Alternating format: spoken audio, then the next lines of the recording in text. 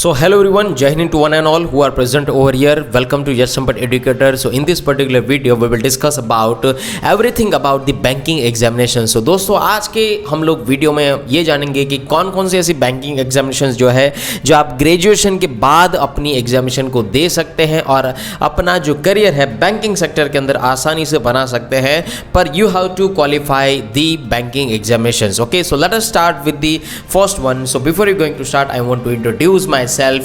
This is Yes Sampat. By profession I am engineer and by passion I am an educator. I have a 6 years teaching experience. चलो भारत को आगे बढ़ाते हैं. If you want to follow me in this kind of the particular social media platform, so you can just follow me in the Facebook, YouTube and in the Instagram also. Okay, so if you want to prepare for the defense and UPSC examination like the Combined Defense Services, Air Force Combined Enlistment Test, National Defense Academy, Indian Navy INET, Air Force Group X and Y, Territorial Army and UPSC Civil Services examination, and if you are also preparing for the banking examination like the IBPS clerk, IBPS PO, IBPS RRB, SBI clerk, SBI PO, RBI grade B, so don't worry, batches launched by the Yes Sampat Educator. So what are you waiting for, guys? Just call on 9773230619 and you can just follow me in this kind of the particular social media platform.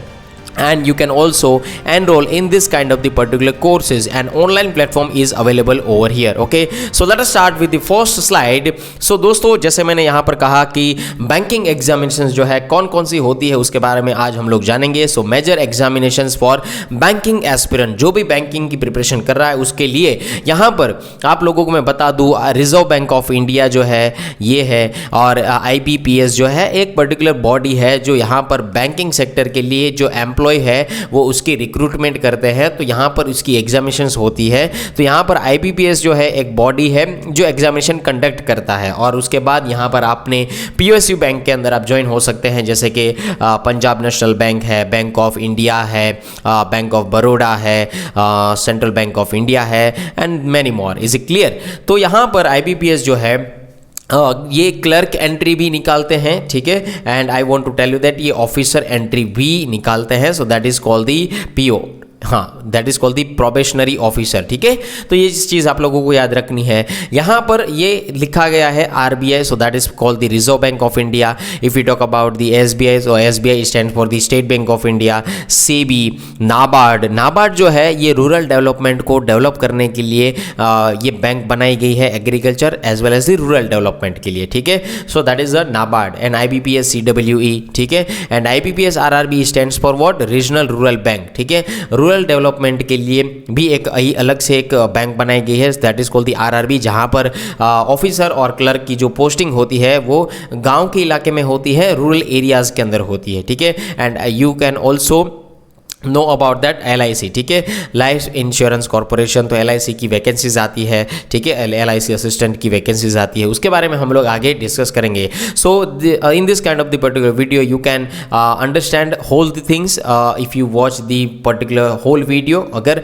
आपने अच्छी तरीके से video देखा हो तो यहाँ पर मेरा ये दावा है कि वीडियो ख़त्म होने के बाद ये आपको पूरी की पूरी एग्जामिनेशंस का नॉलेज हो जाएगा, और कौन सी एग्जामिनेशन आपके लिए देनी चाहिए, आपके एजुकेशन क्वालिफिकेशन के हिसाब से देनी चाहिए, उसकी क्या क्या एलिजिबिलिटीज हो सकती है, सारा का सारा डिस्कशन हम वीडियोस के अंदर करेंगे. ठीक है, so let us move on the next one.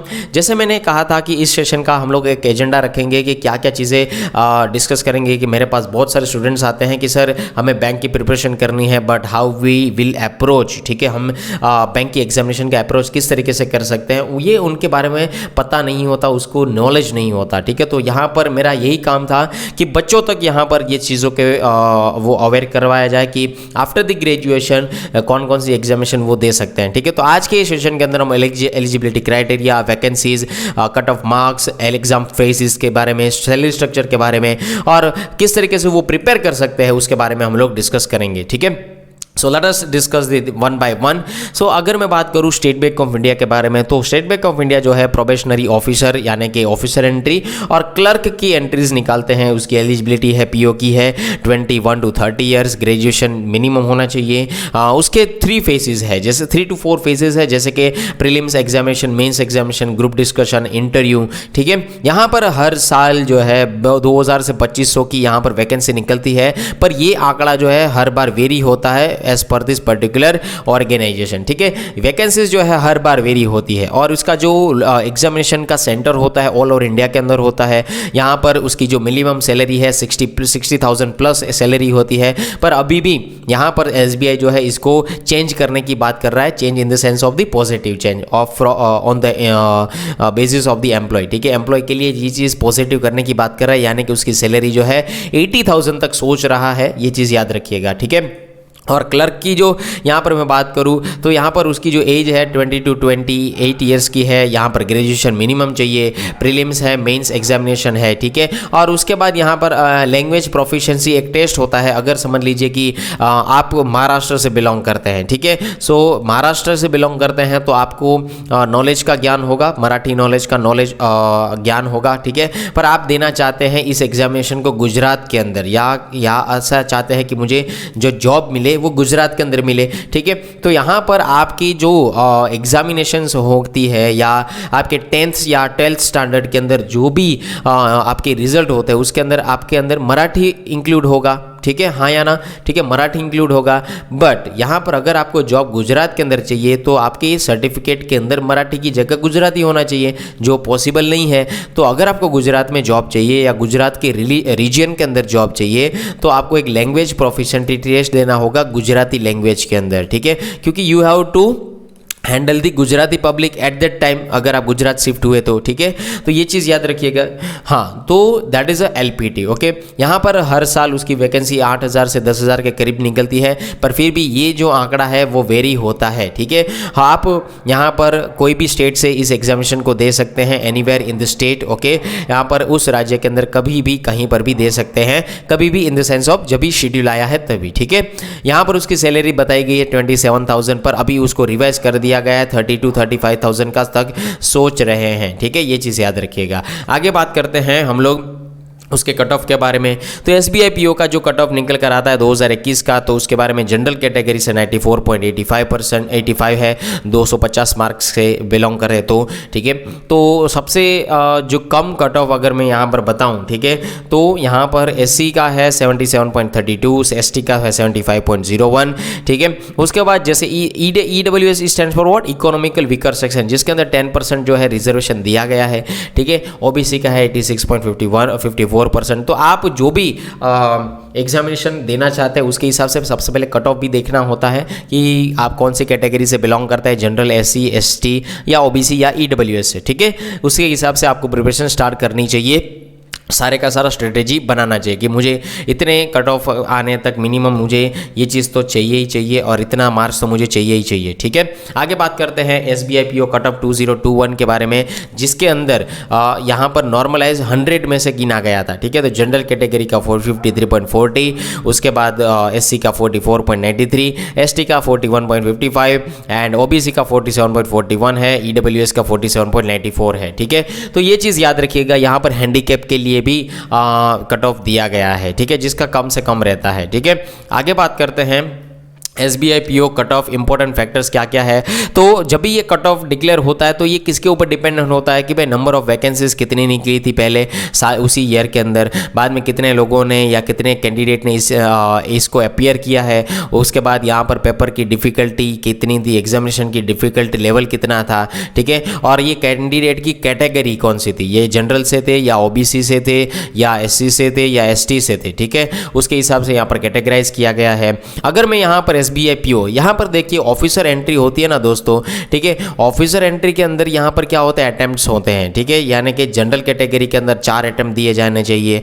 SC ST से अगर आप बिलोंग करते हैं तो कोई लिमिट नहीं है, 0 लिमिट। ठीक है, अगर आप OBC से बिलोंग करते हैं या कोई PWD से बिलोंग करते हैं तो आपको 7 अटेम्प्ट्स दिए जाते हैं। ठीक है, तो ये चीज़ आप लोगों को यहाँ पर समझनी है। आगे बात करते हैं so if you talk about the IBPS examination, so अगर उसके एलिजिबिलिटी के बारे में बात करें क्लर्क और PO के बारे में, तो यहाँ पर देखिए क्लर्क के अंदर 20 से 28 साल की एज लिमिट है और यहाँ पर ऑफिसर एंट्री के अंदर 20 से 30 साल की एज लिमिट है। ग्रेजुएशन दोनों के अंदर ज़रूरी है। पर अगर दोनों के एग्जामिनेशन फेसेस के बारे में अगर मैं बात करूँ तो यहाँ पर ऑफिसर एंट्री के अंदर आपको प्रीलिम्स मेंस और इंटरव्यू देना होगा, और यहाँ पर क्लर्क के अंदर आपको प्रीलिम्स मेंस और LPT टेस्ट होता है, that is called the language proficiency test. Okay, यहाँ पर लैंग्वेज प्रोफिशिएंसी प्रोफिशिएंसी टेस्ट जो है मैंने उसके बारे में बातचीत कर लिया है। वैकेंसीज़ जो है यहाँ पर 4,500 से लेकर 5,000 तक है, और यहाँ पर 12,000 से लेके 14,000 की वैकेंसी निकल कर आती है। पर ये आंकड़ा जो है अभी भी वेरी होता है with respect to the year to year. Okay, अगर यहाँ पर उसकी सैलरी के बारे में बात करूँ तो यहाँ पर 42,000 की सैलरी दिखाई गई है ऑफिसर एंट्री के अंदर, और क्लर्क के अंदर 25,000 है। पर ये भी आंकड़ा जो है रिवाइज हो चुका है क्योंकि पे स्केल चेंज होता रहता है, so that's why you know. Okay, location की अगर मैं यहाँ पर बात करूँ तो ऑल ओवर इंडिया के अंदर आप एग्जामिनेशन जो है वो दे सकते हैं, इन इंडिया ऑल्सो और in the state also. Is it clear? आगे बात करते हैं कि IBPS कट ऑफ प्रीलिम्स जो होते हैं 2022 का, वो कैटेगरी के हिसाब से किस तरीके से डिनोट किया जाता है। तो यहाँ पर IBPS PO prelims cut off जो है 2022 का, उसके अंदर यहाँ पर जनरल कैटेगरी के अंदर 49.75% का 49.75 का मार्क्स का कट ऑफ निकल कर आता है, और SC के अंदर 46.75 का है, ST के अंदर 40.50 का है, OBC के अंदर 49.75 का है, EWS के अंदर 49.75 का है। तो ये चीज़ आप लोग यहाँ पर समझ सकते हैं। ओके, उसके बाद आगे मैं बात करूँ IBPS PO prelims cut off के बारे में, तो सेक्शनल कट ऑफ भी आपको लोगों को यहाँ पर क्लियर करना होगा। इंग्लिश लैंग्वेज के अंदर 32, 35 का 30 होगा, जिसका मैक्सिमम स्कोर 30 है, क्वांटिटी एप्टीट्यूड का 35 और रीजनिंग एबिलिटी का 35 होगा। ठीक है, यहाँ पर EWS economic vehicle section EWS के अंदर यहाँ पर देखा जाए तो इंग्लिश लैंग्वेज के अंदर आपको 9.75 देखने को मिलता है। उसके बाद 8.75 क्वांट के अंदर और रीजनिंग एबिलिटी के अंदर 9.25 का देखने को मिलता है। ठीक है, ये चीज़ आप लोगों को अच्छी तरीके से याद रखनी होनी चाहिए कि भाई आपको यहाँ पर सेक्शनल कट ऑफ भी जो है वो भी सेक्शनल वाइज भी कट ऑफ क्लियर करना होगा और ओवरऑल कट ऑफ भी क्लियर करना ही होगा। ठीक है, ये चीज़ याद रख लीजिएगा। आगे बात करते हैं कि IBPS RRB के बारे में, तो उसमें स्केल 1 ऑफिसर एंट्री होती है, ऑफिस असिस्टेंट की एंट्रीज होती है। तो ये चीज़ याद रखिए कि उसकी एलिजिबिलिटी है स्केल 1 की 18 to 30 ईयर्स, ग्रेजुएशन दोनों में ज़रूरी है। ठीक है, ऑफिस असिस्टेंट में एलिजिबिलिटी एज की है 18 to 28 ईयर्स, यहाँ पर प्रीलिम्स और मेंस दोनों में होता है। वैकेंसीज जो है हर साल ईयर टू ईयर वेरी होती है, और सैलरी में भी यहाँ पर चेंजेस आ चुका है। ठीक है, ऑल ओवर इंडिया के अंदर ये एग्जामिनेशन दी जा सकती है IBPS RRB के हिसाब से। RRB stands for the regional rural bank, so it stands for the RRB।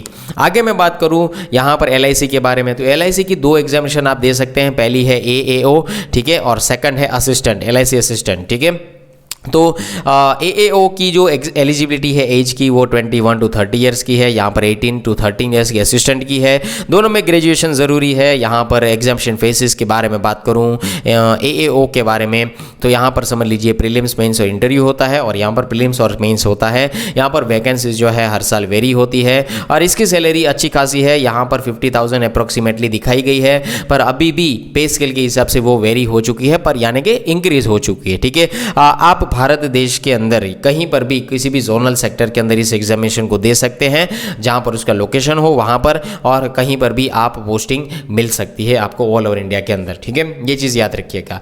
आगे बात करते हैं RBI के अंदर, तो RBI stands for what? Reserve bank of India. ठीक है, so it stands for the RBI। RBI की अगर बात करें तो उसमें ग्रेड B की एग्जामिनेशन होती है, so that is the first exam, and second exam is stands for the RBI assistant की। तो यहाँ पर उसकी एलिजिबिलिटी जो है दोस्तों 21 to 30 ईयर्स की है, यहाँ पर भी 20 to 28 की एलिजिबिलिटी है। यहाँ पर ग्रेड भी देने के लिए 12th और ग्रेजुएशन के अंदर 60% होना ज़रूरी है, और असिस्टेंट के लिए ग्रेजुएशन के अंदर 50% होना काफ़ी हद तक ज़रूरी माना जा सकता है। ठीक है, RBI ग्रेड बी के अंदर फेज़ की बात करें तो प्रीलिम्स मेंस इंटरव्यू देना होगा, और असिस्टेंट की बात करें तो प्रीलिम्स मेंस और लैंग्वेज प्रोफिशिएंसी टेस्ट देना होगा।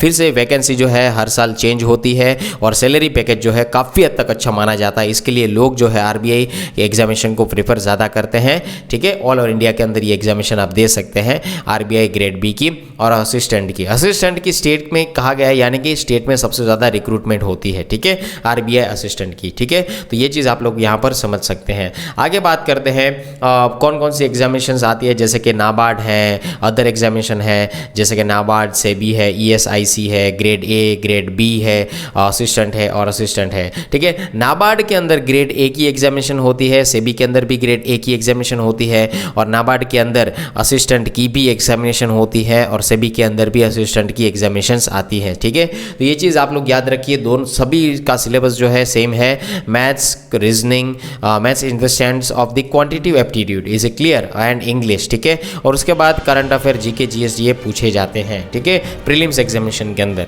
आगे बात करते हैं, if you are preparing for the defence and UPSC examination like the combined defence services, Air Force Common Admission Test, National Defense Academy, Indian Navy, INET, Air Force Group X and Y, Army, UPSC Civil Services Examination, and if you are also preparing for the banking examination like the IBPS Clerk, IBPS PO, IBPS RRB, SBI Clerk, SBI PO, RBI Grade B, so don't worry, batches launched by the Yes Sambat Educator. So what are you waiting for, guys? Just call on 9773230619 and you can just follow me in the Instagram, YouTube and the Facebook also. You can just enroll in this kind of the particular courses and online platform is available over here, okay?